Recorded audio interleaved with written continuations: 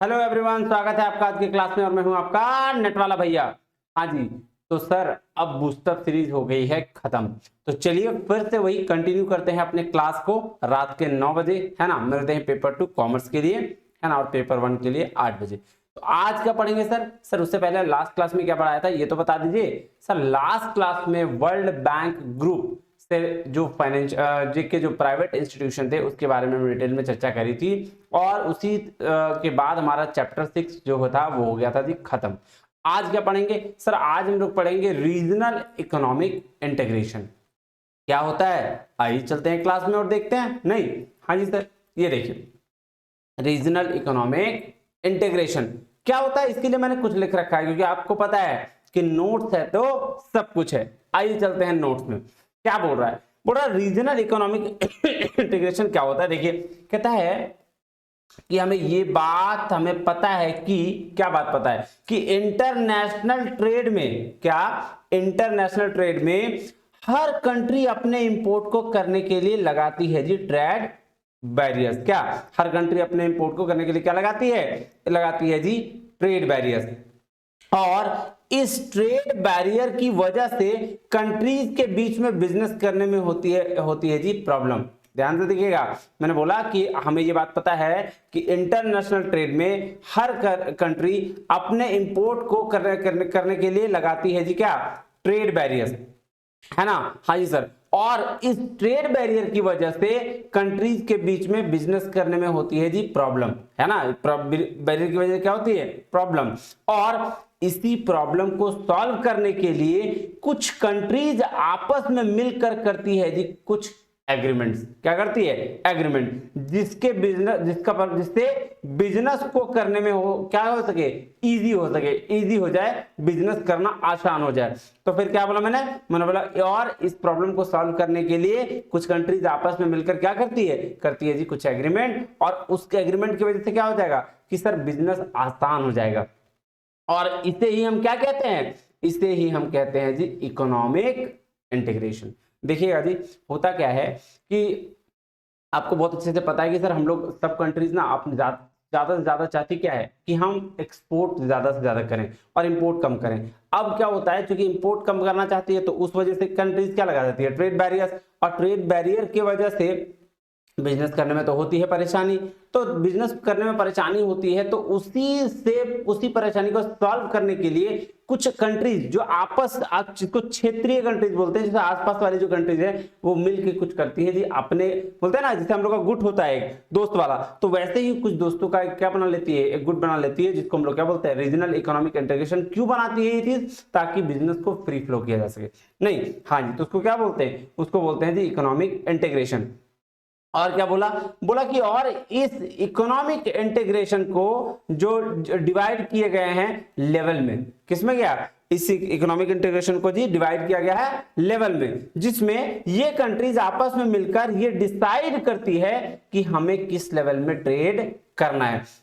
अब देखिएगा जो इकोनॉमिक इंटीग्रेशन तो बन गया, अब ये डिसाइड करेगा सब कंट्रीज मिलकर कि भाई साहब हम अपने ट्रेड को किस लेवल पे करना चाहते हैं। वो लेवल क्या है आगे पढ़ेंगे। क्या बोल रहा है? पहला बोल रहा है level of regional economic integration. क्या क्या लेवल है देखिए। फर्स्ट है, पहला है जी प्रेफरेंशियल ट्रेड एरिया। अगर इस लेवल पे एग्रीमेंट होते हैं कंट्रीज के बीच में तो यहां कंट्रीज आपस में क्या करती है बैरियर को रिड्यूस कर देती है, एकदम खत्म नहीं करती है, रिड्यूस करती है, कम करती है ना, रिमूव नहीं करती है। तो पहला जो एग्रीमेंट करने का तरीका क्या होगा रीजनल इकोनॉमिक इंटीग्रेशन में? पहला होगा जी प्रेफरेंशियल ट्रेड एरिया, मतलब प्रेफरेंस दे रही है कि भाई तुम कंट्री मेरे कंट्री में आओ और बिजनेस करो। तो यहां क्या करती है, यहां कंट्रीज आपस में बैरियर को रिड्यूस कर देती है। ठीक है, पहला लेवल ही हो गया। दूसरा लेवल है जी free trade area. Free trade area क्या हो जाता है? यहां कंट्रीज आपस में क्या करती है, बोलती है भाई साहब हम लोग क्या करते हैं रिमूव कर देते हैं बैरियर्स को, जितना भी इंपोर्ट ड्यूटी वगैरह है उसको हटा देते हैं और ट्रेड को कर देते हैं जी फ्री फ्लो। फ्री फ्लो कर देंगे तो क्या होगा, इजिली से बिजनेस कर पाएंगे, कोई झंझट वगैरह नहीं रहेगा। तो ये देखिए कुछ कंट्रीज फ्री ट्रेड एरिया में भी आती हैं, है ना, वहां इस लेवल में भी आके क्या करती हैं, इस लेवल में आके जी आपका एग्रीमेंट्स कर लेती हैं। तीसरा जो लेवल है उसको बोलते हैं कस्टम यूनियन। अब कस्टम यूनियन में क्या होगा, ऊपर वाले दोनों फीचर्स तो अवेलेबल होंगे ही, वहां रिड्यूस और रिमूव तो करेंगे बैरियर्स के। इसके साथ साथ जो जैसे मान लेते हैं रीजनल इकोनॉमिक कंट्रीज, मान लेते हैं 5 कंट्रीज ने मिलकर किया, अब उसके बाद भी तो कंट्रीज है, वहां भी तो ट्रेड करना है। हाँ जी सर, तो यहाँ क्या होगा कॉमन कस्टम यूनियन में कि ऊपर वाला दोनों फीचर्स रिमूव और रिड्यूस तो होगा ही, उसके साथ साथ कॉमन एक्सटर्नल पॉलिसी होगी ऑल नॉन मेंबर कंट्रीज के लिए। जितने जो मेंबर हैं उसके लिए तो है ही, लेकिन जो और नॉन मेंबर कंट्रीज हैं उसके भी क्या होगा कॉमन एक्सटर्नल पॉलिसी होगी। जैसे यूएसए इंडिया, मान लेते हैं यूएसए इंडिया और फ्रांस चाइना, ये 5 लोग मिलके क्या कर ले रहे हैं आपका कस्टम यूनियन बना ले। एग्जांपल दे रहा हूं, अभी इसको दिल पे लेने की जरूरत नहीं है। 5 कंट्रीज ने मिल लिया, अब वो 5 कंट्रीज अदर कंट्रीज के साथ कैसा व्यवहार कर रही है, बोल रही है भाई साहब ऐसा हम लोग के बीच में तो जो तो है ही, लेकिन बाहर के लिए जो पॉलिसीज होंगी जो अदर कंट्रीज के लिए, जैसे मान लेते हैं रूस के लिए जो पॉलिसीज होगा वो पॉलिसीज कैसा होगा कॉमन होगा। 5 देश मिलकर एक ही जैसी पॉलिसीज बनाएंगे अदर कंट्रीज के लिए, उसको रखा गया है जी किसमें कस्टम यूनियन में। नेक्स्ट क्या, नेक्स्ट को बोलते हैं जी कॉमन मार्केट। कॉमन मार्केट क्या होता है सर, ये ऊपर वाला सारा फीचर्स तो होगा ही, लेकिन उसके साथ ऐड क्या हो जाएगा free mobility and free flows of factor of production. यहां मोबिलिटी मूवमेंट क्या हो जाएगा, ये फ्री फ्लो हो जाएगा, और फैक्टर ऑफ प्रोडक्शन भी क्या हो जाएगा फ्री हो जाएगा। तो इसको बोलते हैं जी कॉमन मार्केट। और इसके बाद वाला जो स्टेज है उसको बोलते हैं जी इकोनॉमिक यूनियन। इकोनॉमिक यूनियन में क्या होता है, अबव 4 फीचर्स, ऊपर वाले सारे फीचर्स होंगे, उसके साथ कॉमन करेंसी और टैक्स रेट हो जाएगा, है ना, उसकी करेंसी भी सेम हो जाएगी। कॉमन मॉनेटरी पॉलिसी और फिस्कल पॉलिसी क्या हो जाएगी, वो भी सेम हो जाएगी इकोनॉमिक यूनियन में। और लास्ट में है पॉलिटिकल यूनियन जो 6th लेवल पे आता है। इसमें क्या अबव 5 फीचर्स तो ये होंगे ही, इसमें गवर्नमेंट भी क्या हो जाएगा कॉमन हो जाएगा, डिसीजन मेकिंग और कॉमन इकोनॉमिक पॉलिसी। यहाँ के डिसीजन मेकिंग और कॉमन इकोनॉमिक पॉलिसी हो जाएगी। सारे देश क्या करेंगे एक जैसे रहेंगे, जितने भी मेंबर हैं रीजनल इकोनॉमिक इंटीग्रेशन के, जितने भी मेंबर हैं वो सारे के सारे एक ही गवर्नमेंट होगी, एक ही लोग गवर्नमेंट डिसीजन लेगी और कॉमन इकोनॉमिक पॉलिसी भी होगा। हाँ जी सर, समझ में आ गया, बिल्कुल सर। चलिए अब चलते हैं बुक में।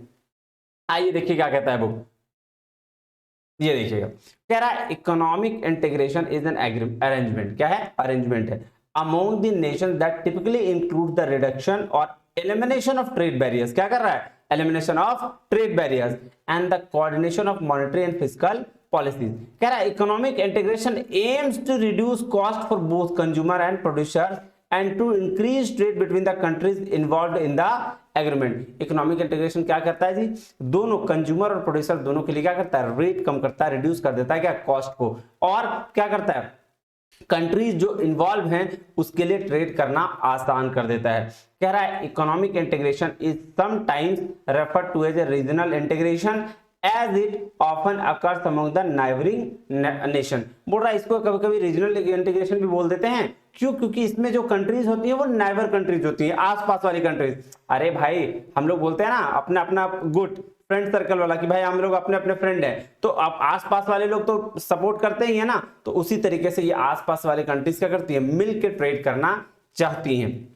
अब देखिए कह रहा regional economic integration can best be defined as agreement between groups of countries in geographic region. बोलता है आर रीजनल इकोनॉमिक इंटीग्रेशन किसको बोलते हैं, एक agreement between the group of countries जिसमें बहुत सारे कंट्रीज हो एक ज्योग्राफिक रीजन में सॉरी एक ज्योग्राफिक रीजन में to reduce and ultimately remove tariff and non-tariff barrier to the free flow of goods। किसके लिए ये कंट्रीज मिलेंगी ज्योग्राफिक रीजन में, रिड्यूस और रिमूव करने के लिए क्या टैरिफ और नॉन टैरिफ बैरियर दोनों, और बिजनेस को फ्री फ्लो करने के लिए, सर्विसेज को फ्री फ्लो करने के लिए, and factor of production between the each other. अपने में ग्रुप ऑफ कंट्रीज जो जुड़ रही है रीजनल इकोनॉमिक इंटीग्रेशन के साथ वो क्या होगा, वो एक साथ मिलेंगी और बिजनेस को फ्री फ्लो करना चाहेंगे, ट्रेड को फ्री फ्लो करना चाहेंगी, सर्विसेज को फ्री फ्लो करना चाहेंगी और फैक्टर ऑफ प्रोडक्शन को फ्री फ्लो करना चाहेंगे। बोल रहा है the following are the examples of regional economic integration. देखिए नाफ्टा क्या है, रीजनल इकोनॉमिक इंटीग्रेशन है। यूरोपियन यूनियन क्या है, रीजनल इकोनॉमिक इंटीग्रेशन है। एपेक क्या है, रीजनल इकोनॉमिक इंटीग्रेशन है। आइए एक एक करके इसकी भी चर्चा करते हैं। क्या रहा है levels of economic integration. Economic integration can be classified into the 5 additional level and landscape. देखिएगा जी क्या क्या दिया हुआ है, 5 नहीं 6 होगा आई थिंक, एक मिनट देखूं, हाँ 6 है, वो वहां 6 कर लीजिएगा एक बार, है ना, ये 6 कर लीजिएगा। तो पहला क्या है जी, पहला जो है वो है प्रेफरेंशियल ट्रेड एरिया, पीटीए। कह रहा है अब preferential trade area is also, क्या नाम है, also preferential trade agreement. Preferential trade area को प्रेफरेंशियल ट्रेड एग्रीमेंट भी कहते हैं। इज अ ट्रेडिंग ब्लॉक, क्या है, ट्रेड ब्लॉक है, that gives preferential access to the certain products from the participating countries. वो कंट्रीज जो इसके अंदर पार्टिसिपेट कर रही है उसको क्या कर रहा है, उसको प्रेफरेंस दे रहा है, किस चीज के लिए, सर्टेन प्रोडक्ट्स पे, है ना। हाँ जी, कह रहा है this is done by reducing tariff but not yet abolishing them completely, it is the first stage of economic integration. देखिए वही वाली बात हो गई कि यहां प्रेफरेंशियल ट्रेड एरिया में क्या होगा, टैरिफ को रिड्यूस कर देगा, है ना, कम कर देगा, पूरी तरीके से हटाएगा नहीं। दूसरा है ये फ्री ट्रेड, कह रहा है free trade area is the region encompassing a trade bloc whose member countries have signed a free trade agreement। देखिएगा फ्री ट्रेड में क्या होता है, सारी कंट्रीज मिलकर फ्री ट्रेड एग्रीमेंट साइन करते हैं। Such agreement involve cooperation between the at least two countries to reduce trade barriers, import quotas and tariff, and to increase trade of goods and services within each other। बोल रहा भाई साहब ये free trade area तो कम से कम दो countries के बीच होगा, तभी तो वो क्या करेंगे, वो फ्रीली अपने साथ मूव कर पाएंगी, है ना, फ्रीली गुड्स को आपका क्या एक्सचेंज कर पाएंगी, यानी कि एक्सपोर्ट इंपोर्ट कर पाएंगी, और क्या बैरियर्स को क्या करेंगी, पूरी तरीके से रिड्यूस कर देंगी, खत्म कर देंगी, है ना, मतलब रिमूव कर देंगी, पूरी तरीके से खत्म कर देंगे। कह रहा है if natural person are also free to move between countries in addition to a free trade agreement, it would also be considered as open border, it can be considered the second stage of economic integration। तो पहला वाला में क्या था, PTA में सिर्फ preference दे रहा था भाई, रिड्यूस कर दिया बैरियर। उसके बाद फ्री ट्रेड में क्या था, फ्री ट्रेड में भैया पूरी तरीके से बैरियर्स को रिमूव कर दिया। और तीसरा क्या है, तीसरा है जी कस्टम यूनियन। देखिए कस्टम यूनियन क्या कहता है, कह रहा है custom union is generally defined as a type of trade bloc. क्या बोल रहा है, कस्टम यूनियन क्या है, ट्रेड ब्लॉक है, which is composed of a free trade area with a common external tariff. ये देख लीजिए, बोल रहा भाई साहब फ्री ट्रेड एरिया इसमें इंक्लूड रहेगा, इसके साथ साथ क्या, इसमें कॉमन एक्सटर्नल पॉलिसी होगी, जितने भी देश मिले हुए होंगे उसके साथ तो पॉलिसी सेम, लेकिन वो सारे देश एक साथ मिलकर क्या करेंगे, उसके अलावा जो देश होंगे उसके साथ वो क्या करेंगे, वो कॉमन एक्सटर्नल टैरिफ रखेंगे। Custom union are established through the trade pacts where the participant countries set up common external trade policy and in some cases use different import quotas। Common competition policy is also helpful to avoid the competition deficiency। देख लीजिए यही बात कह रहा है कि custom union में क्या करेगा, सिर्फ अपने कंट्रीज के साथ एक जैसा पॉलिसी, और सारे जो बाहर वाले कंट्रीज हैं, जो क्या बोल सकते हैं इसको बोल सकते हैं जिस कंट्री में हमें सप्लाई करना है अपने रीजनल इकोनॉमिक इंटीग्रेशन को छोड़कर, उन सारे कंट्रीज के साथ कॉमन एक्सटर्नल पॉलिसी बनाते हैं। चलिए नेक्स्ट चलते हैं जी कॉमन मार्केट में। कॉमन मार्केट क्या होगा, आइए देखते हैं। कह रहा services and capital are free to move within the member countries. यहां पे क्या होगा, फ्री मोबिलिटी हो जाएगा, नहीं, हाँ जी सर। उसके बाद expanding scale economies in the comparative advantage. कह रहा however each national market has its own regulation such as product standard wages benefits. तो ये इसके बाद बात कर रहा है क्या कि कस्टम यूनियन तक वाला फीचर्स तो इसमें रहेगा, इस पे बाद इसमें आकर क्या हो जाएगा, फ्री मोबिलिटी ऐड हो जाएगा, नहीं, हाँ जी। और फिर है फिफ्थ में जी क्या बोल रहा है, इकोनॉमिक यूनियन, जिसको हम लोग सिंगल मार्केट भी बोलते हैं, नहीं, यहाँ क्या बोल रहा है, all tariff are removed for trade between member countries creating a uniform market। There are also free movement of labor enabling workers in a member country to move and work in another member country। तो economic union में क्या हो जाएगा, सारे के सारे क्या हो जाएंगे, इकोनॉमिक पॉलिसी एक हो जाएगी, नहीं फिस्कल पॉलिसी एक हो जाएगी, मॉनेटरी पॉलिसी एक हो जाएगी, करेंसी भी सेम हो जाएगा, और monetary and fiscal policy between the member countries are harmonised which implies a level of political integration. देखिएगा क्या हो जा रहा है, फिस्कल और मॉनेटरी पॉलिसी हार्मोनाइज्ड हो जा रहा है, नहीं, कह रहा फर्दर स्टेप कंसर्न है monetary union where a common currency is used. जब देखिए इसमें क्या होगा, कॉमन करेंसी भी यूज्ड होगा, तो such as a European Union. ये यूरोपियन इकोनॉमिक यूनियन का एग्जांपल यूरोपियन यूनियन है ना, हाँ जी सर। अब नेक्स्ट चले, नेक्स्ट क्या बोल रहा है पॉलिटिकल यूनियन। कह रहा है represent the potentially most advance form of integration with common government where the sovereignty of a member country is significantly reduced। Political union वो यूनियन है जहां गवर्नमेंट भी क्या हो जाएगी, कॉमन हो जाएगा, और डिसीजन मेकिंग क्या हो जाएगा, एक के पास रह जाएगा। कह रहा only found within the nation state such as federation which central government and region क्या have level of autonomy over well defined matter such as education. कह रहा है as the level of economic integration increases so does the complexity of its regulation। this involves a set of numerous regulation enforcement and the arbitration mechanism to ensure that the importers and exporters comply। the complexity comes with a cost that may undermine the competitiveness of the area under economic integration since it allows less flexibility for the national policies and loss of autonomy। आइए जी next देखते हैं। अब देखिएगा जी इसका क्या level of economic integration का chart दिया हुआ है और इसमें इसका एग्जांपल दिया हुआ है, नहीं कौन किसका ये है। तो आइए इसमें देखते हैं। देखिए फ्री ट्रेड एरिया में क्या बोल रहा है, barriers to trade removed but each country determine on external trade policy. Example इसका क्या है, European free trade area, Norway, ये वाला है Switzerland, basically for industrial goods के लिए। कस्टम यूनियन में क्या था, बोल्विया, कोलंबिया, एजुकेटर, पेरू, है ना। कॉमन मार्केट में क्या था सर, देखिए मर्कोसर से सवाल लास्ट ईयर ही आया है। तो इसके लिए कौन कौन है, अर्जेंटीना, ब्राजील, पैराग्वे और उरुग्वे, ये क्या है, ये सारे इसके क्या रीजनल इकोनॉमिक इंटीग्रेशन के देश है। उसके बाद इकोनॉमिक यूनियन में क्या बोल रहा है, इसका एग्जांपल है यूरोपियन यूनियन, ठीक है ये देखिए। और पॉलिटिकल यूनियन के लिए क्या है सर, यूएस क्या पॉलिटिकल यूनियन का एग्जांपल है। तो ये क्या हो गया, लेवल ऑफ इकोनॉमिक इंटीग्रेशन हो गया। आप इसको ध्यान से देखिएगा। अब क्या है जी, अब है economic effects of economic integration. देखिएगा जी ये सारे जो रीजनल इकोनॉमिक इंटीग्रेशन हुए, सारे देश एक साथ मिलके किए, तो उसका क्या इफेक्ट होगा इकोनॉमी के लिए, वो उसका क्या इफेक्ट होगा उसके बारे में यहां बताया गया है। तो एक तो है जी स्टैटिक इफेक्ट, दूसरा है जी डायनेमिक इफेक्ट। तो स्टैटिक इफेक्ट में क्या, स्टैटिक इफेक्ट और डायनेमिक इफेक्ट देखने से पहले चलते हैं नोट्स में, वहां मैंने आपको कुछ बता रखा है, पहले उसको देखते हैं फिर हम समझेंगे क्या बुक के थ्रू। आइए देखिएगा जी economic effect of economic integration. इसके स्टैटिक इफेक्ट होते हैं जो शॉर्ट टर्म के लिए होता है, किसके लिए, शॉर्ट टर्म इफेक्ट के लिए होता है। अब चलिए नेक्स्ट चलते हैं जी। दो तरीके के स्टैटिक इफेक्ट होते हैं, एक को बोलते हैं ट्रेड क्रिएशन और एक को बोलते हैं जो ट्रेड डाइवर्जन। तो ट्रेड क्रिएशन क्या होता है, आइए समझते हैं। क्या कह रहा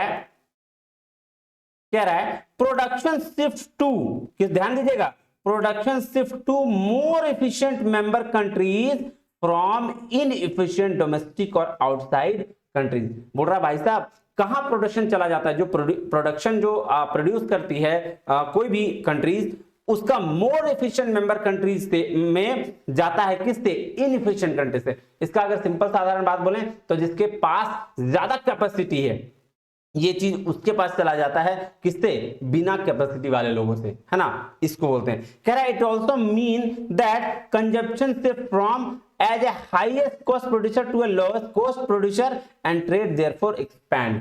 ठीक है, ये क्या हाईएस्ट से लोएस्ट से हाईएस्ट में हाईएस्ट कॉस्ट प्रोड्यूसर कंट्री से लोएस्ट कॉस्ट प्रोड्यूसर कंट्री तक इसको शिफ्ट किया जाता है। इसको हम लोग क्या बोलते हैं, इसको बोलते हैं जी ट्रेड क्रिएशन। एग्जांपल से समझते हैं, आइए देखते हैं।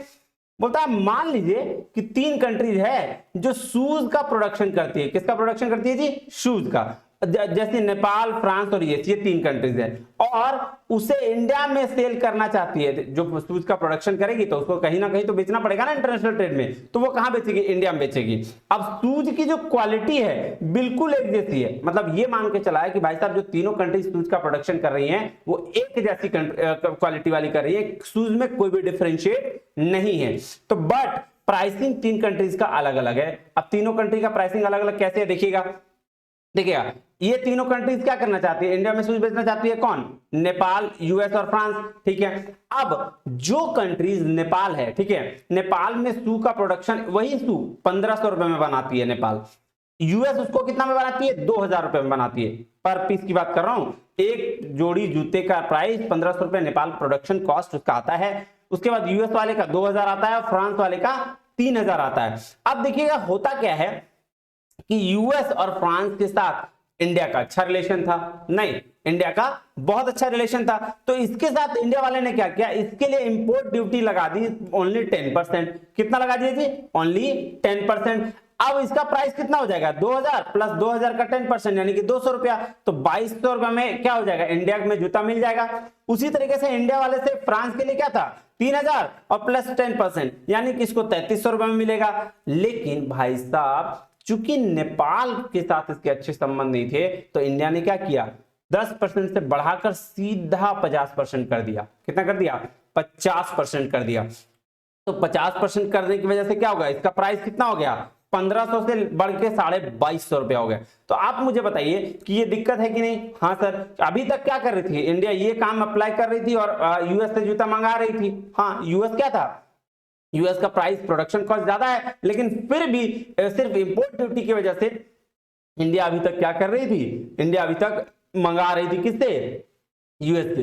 तब नेपाल ने इंडिया को बोला भाई साहब ऐसा करते हैं, हम लोग चारों मिलके एक एग्रीमेंट करते हैं, एक ट्रेड ब्लॉक बनाते हैं और जिसमें क्या होगा? जिसमें ट्रेड को फ्री फ्लो कर दिया जाएगा। जिससे क्या? जिससे हमारे इंपोर्ट ड्यूटी जो होंगे वो खत्म हो जाएंगे। तो इस बात को इंडिया ने मान लिया। और अब क्या होगा? तो अब ये होगा कि इंडिया का ये जो कॉस्ट था, ये देखिए ये जो कॉस्ट था आपका कितना?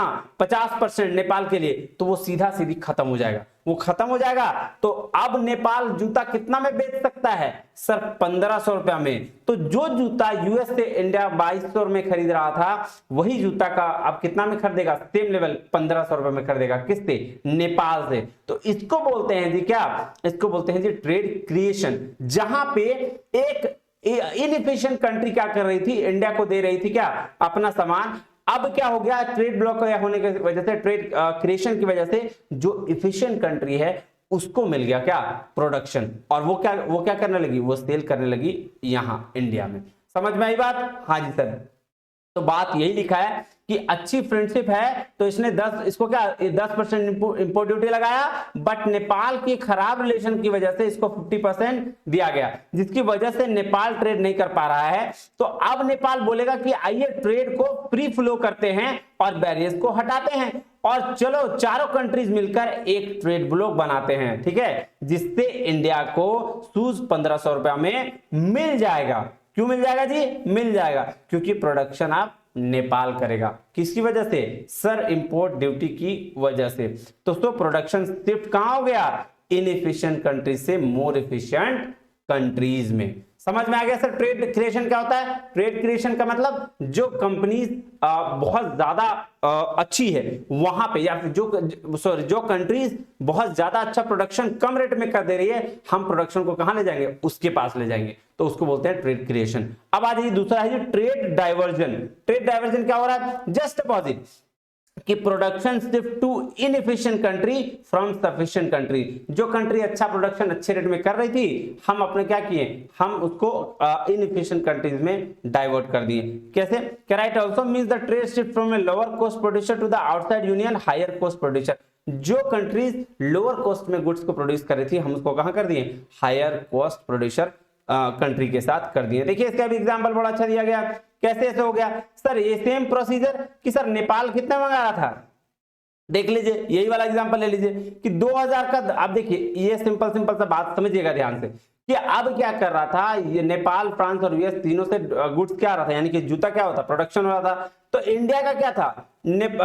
सबके साथ तो ठीक था। अब इसने क्या किया? इंडिया ने यूएस के साथ कर ली दोस्ती और बना लिया ट्रेड ब्लॉक। तो सबको दे रहा था 50% में इंपोर्ट ड्यूटी लगा रहा था, लेकिन सेम प्राइस पर इंडिया ने किसके साथ? यूएस के साथ क्या किया? 10% इंपोर्ट ड्यूटी लगाना शुरू किया। अब जो जूता 1500 रुपये में 50% यानी कि 2250 रुपये में नेपाल दे रहा था, अब 3000 का 50% यानी कि 4500 रुपये में फ्रांस से था, और 2000 का 50% लगाता तो 3000 में मिलता है इसको यहाँ से। तो ये क्या था? ये तो कम, ये तो भाई साहब खराब कंट्री है, हाई प्रोड्यूसर कंट्री है, मतलब ज्यादा पैसे में प्रोड्यूस करने वाली कंट्री है। लेकिन चूंकि इंडिया ने यूएस के साथ दोस्ती कर लिया, यूएस ने इंडिया के साथ दोस्ती कर लिया, तो अब क्या किया? दोस्ती करके ट्रेड ब्लॉक बना लिया, तो इसने अपना इंपोर्ट ड्यूटी क्वांटिटी कर दिया भाई साहब कम, और उसकी वजह से जो ये क्या हुआ, ये इसका प्राइस हो गया 2200 रुपया मात्र। कितना? 2200। तो अब इससे ज्यादा हो जाएगा नेपाल वाले से कम, और यूएस क्या हो जाएगा, यूएस हो जाएगा कम किससे, नेपाल से भी कम हो जाएगा। खैर फ्रांस का तो कोई लेना देना नहीं है क्योंकि वो तो बहुत ज्यादा है। तो अगर हम नेपाल और इसमें देखें तो कौन सा अभी एफिशिएंट लग रहा है, अभी तो लग रहा है यूएस। लेकिन ये क्यों हुआ, ये हुआ इसलिए क्योंकि यूएस और इंडिया के बीच ट्रेड ब्लॉक बन गया, जिसकी वजह से जो एक इफिशिएंट कंट्री थी, जो एक अच्छी कंट्री थी, जो लो कॉस्ट प्रोड्यूसर कंट्री थी, वो क्या हो गई, वो हाई प्रोड्यूसर में कन्वर्ट हो गई, और इससे क्या हो गया, इससे हो गया जी ट्रेड डाइवर्जन। समझ में आई बात? हाँ जी सर। तो अगर इसको सिंप्लीफाइड करके एकदम सिंपल करें तो क्या होगा सर, जहां पे ट्रेड क्रिएशन की बात होगी वहां पे जो कंट्रीज इनएफिशिएंट है वहां से इफिशिएंट में ले जाएंगे, और ट्रेड डाइवर्जन की बात होगी तो जहां से कंट्रीज इफिशिएंट है उसको इनएफिशिएंट वाले में ले जाएंगे, तो उसको हम लोग क्या बोलेंगे, ट्रेड डाइवर्जन बोलेंगे। आइए अब चलते हैं बुक में, नेक्स्ट चलें। हाँ जी सर, कह रहा है ट्रेड क्रिएशन क्या है, production shift to more efficient member countries from inefficient domestic और आउटसाइड कंट्रीज। अभी बताया। ट्रेड डाइवर्जन का मतलब production shift to inefficient member countries from more efficient outsider. फिर डायनेमिक इफेक्ट में देखिए long term effect, static effect किसके लिए था, शॉर्ट टर्म इफेक्ट के लिए था, और डायनेमिक इफेक्ट होता है जी लॉन्ग टर्म इफेक्ट के लिए। अब देखिए cost reduction due to economies of scale and cost reduction due to increased competition. Competition increase होने की वजह से क्या हो जाएगा, कॉस्ट रिडक्शन होना, ये क्या है, डायनेमिक इफेक्ट है, और इकोनॉमीज ऑफ स्केल की वजह से कॉस्ट का रिडक्शन होना क्या है, डायनेमिक इफेक्ट के। आइए जी, यही था कहानी, ठीक है ना। अब ट्रेड क्रिएशन ट्रेड डाइवर्जन आपको मैंने बहुत अच्छे समझा दिया, तो आज की क्लास को करते हैं यही खत्म। मिलते हैं अगले क्लास में नई वीडियो के साथ, तब तक बने रहिए हमारे साथ, और अगर आपको कोई दिक्कत है तो व्हाट्सएप करिए और टेलीग्राम चैनल जरूर ज्वाइन करिए, क्योंकि वहां पे आपको इन्फॉर्मेशन और नोट्स दोनों मिलेंगे। तब तक के लिए बहुत बहुत धन्यवाद, शुक्रिया, जय हिंद, जय भारत।